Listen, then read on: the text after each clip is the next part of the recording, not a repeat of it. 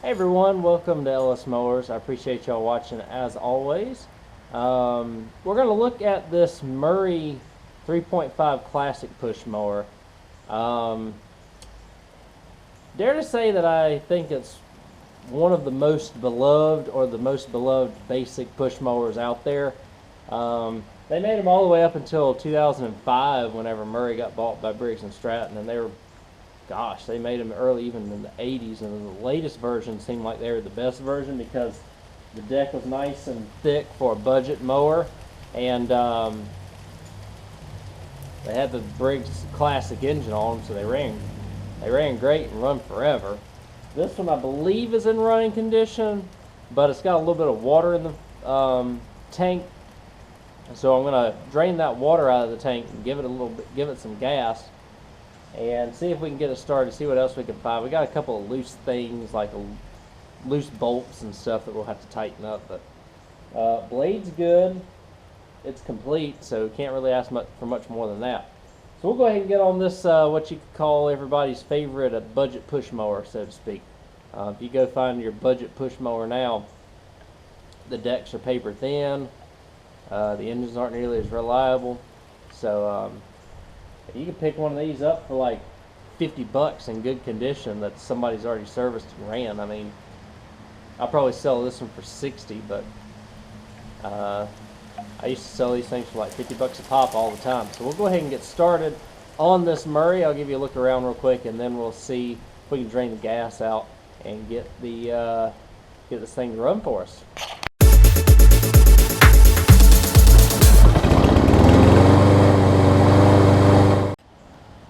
I'm battling a little rain out here this afternoon, so gonna hang out in the garage, although my garage is a little embarrassing because of the amount of things I've got in it. I gotta get these stuff out so I can drive my Element a little bit more.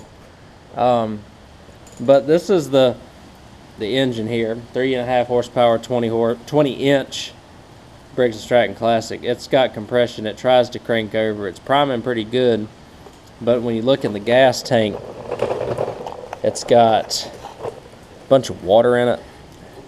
So I'm going to drain that water out. Hopefully we don't have any holes or anything in it, and we should be good. I'll take the air filter off, see what the condition. Oh, there's no air filter in it, so we'll have to put an air filter in it. Figure out this whole throttle situation and why this little shroud is hanging out the side.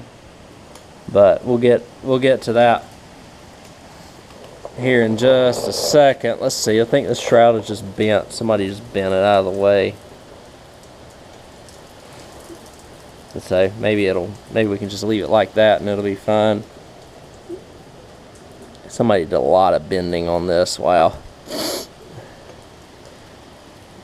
So I'll pop that shroud off. Pull rope seems to be in acceptable condition.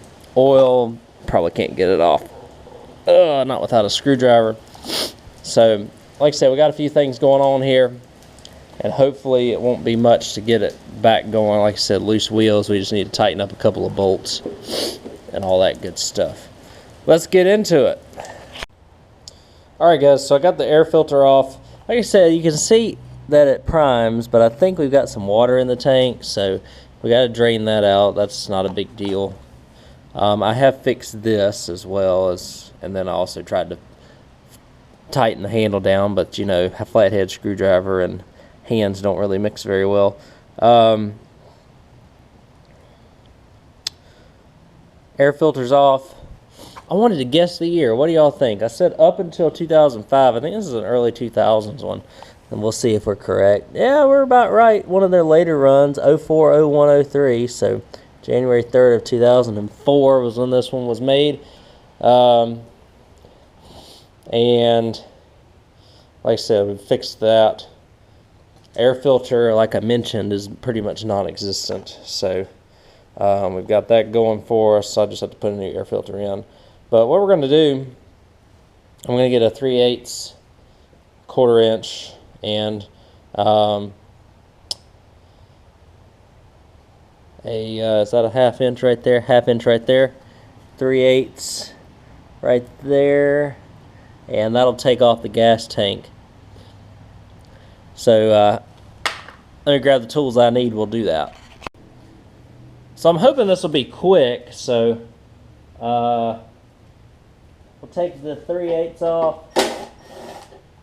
and the 1/2 inch. I didn't put it on my little bench here, just because if all I got to do to it is a diaphragm, potentially a diaphragm, and just draining this gas out, there's not really no need for me to go all that way to fix that. I can smell the water in the carb bowl here, so we're going to drain that out. And I don't see any leaks or anything, but you can see it's kind of caked up with gunk and stuff. Nothing, like I said, nothing terrible, nothing crazy. This carb looks like it has been replaced at some point because it's got the newer style with 2 holes in it for a return spring, or this one's just got the governor spring on this little arm here that connects with the throttle spring. So let me get this old gas out. We'll put some new gas in. All you gotta do is pop it right back on like you see it there, and we should be good to go. Don't forget that you got these gaskets here as well that you can actually go ahead and pop back into the gas tank just like so. That way when you slide it back on, it'll slide back on with it. We get rid of this gas, and I'll put this back on and see if we can get this thing to start after I check the oil too, because the oil, who knows, it's probably black as tar. Oh yeah, look at that. That's par for the course for me. So we'll get that changed out too after we know that it runs. And we'll have a nice $60 mower here that'll probably sell pretty quickly.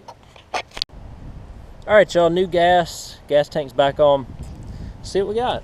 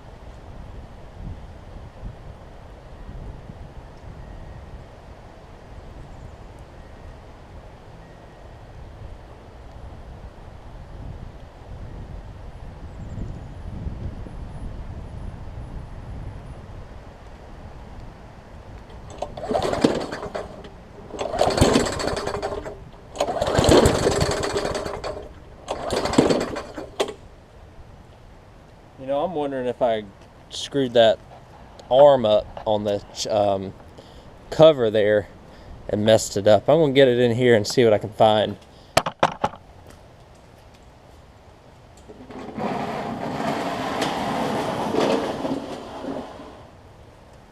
Because it doesn't want to open the throttle all the way. I'm wondering if that's why.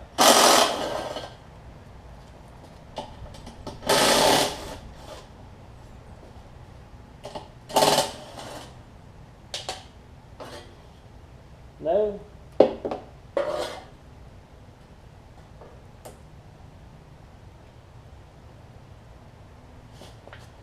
Oh boy, really?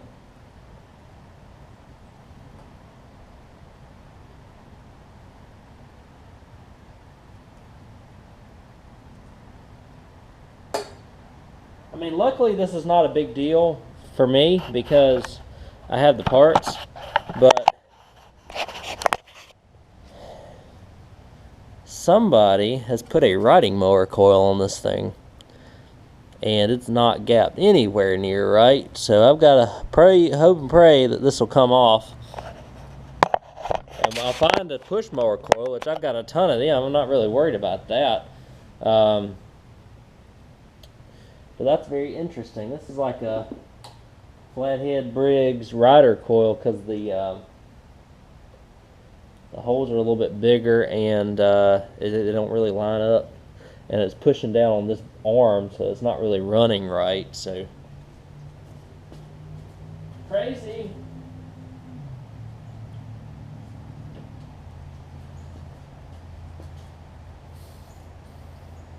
All right. 1/4 inch. Hopefully it pops right off for us. Okay, good. So I need to find a coil screw. Get this thing off.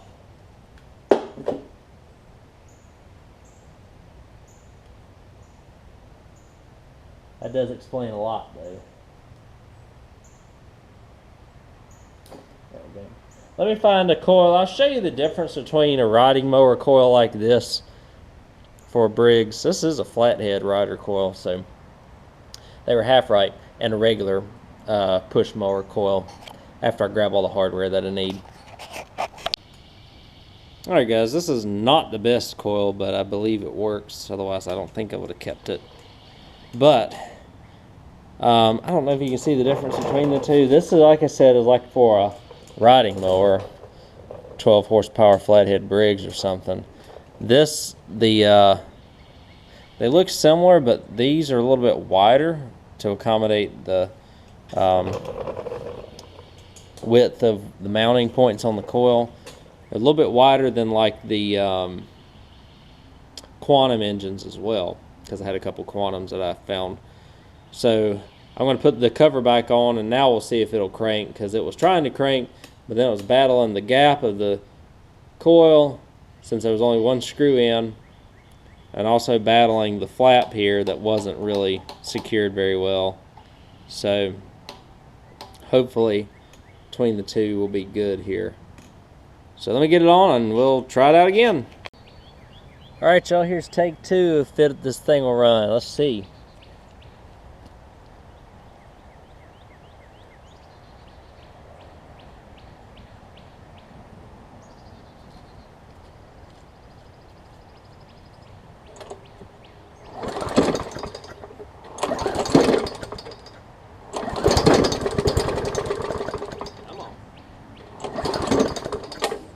Wants to.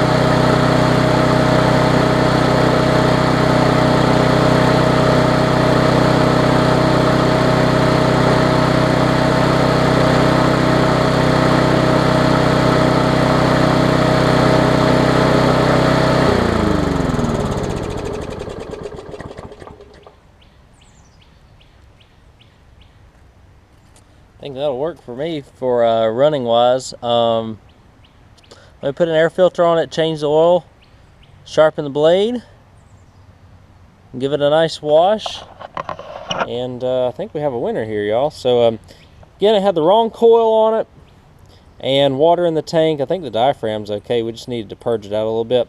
How I adjusted the throttle, you'll heard it was running a little bit faster than my liking. I just moved this arm right here, which is an adjustable throttle. I'm going to push this down also.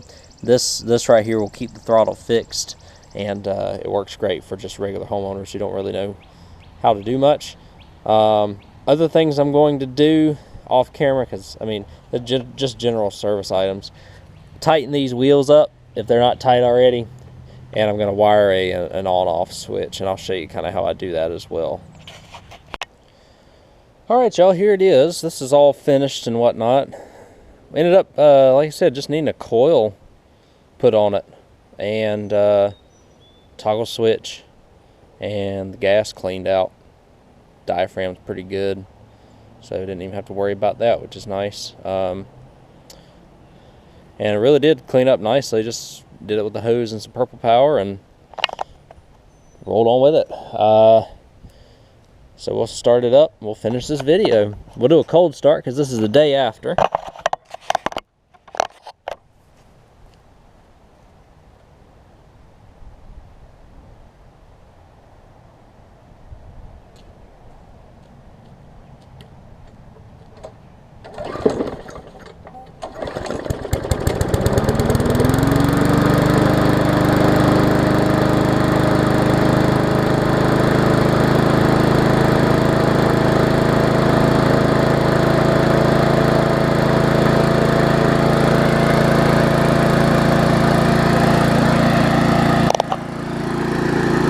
She's ready to roll.